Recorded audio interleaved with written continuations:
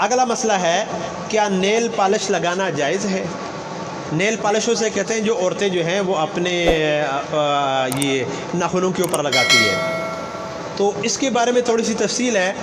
एक तो ये कि फ़ी नफ्सी ही जायज़ है, कोई कबाहत नहीं है अगर उसके अंदर कोई नापाक चीज़ नहीं मिली हुई।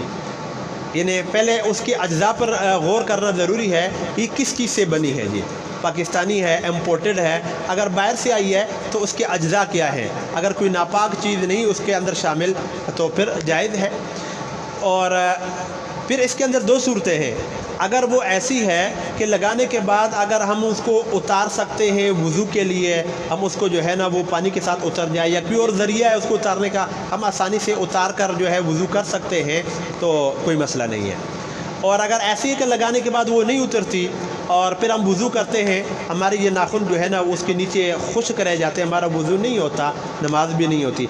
इसलिए अगर नाखून पॉलिश ऐसी है कि वो लगाने के बाद आसानी से उतरती नहीं और जो है ना उस सूरत में हमारा वज़ू नहीं होता, इसलिए वो जायज़ नहीं। जायज़ ना होने की वजह वज़ू का ना होना है कि उसके साथ वज़ू नहीं होता। वैसे फ़ी नफ्सी ही जायज़ है अगर उसके अंदर कोई नापाक चीज़ नहीं है और वज़ू के लिए अगर उतारी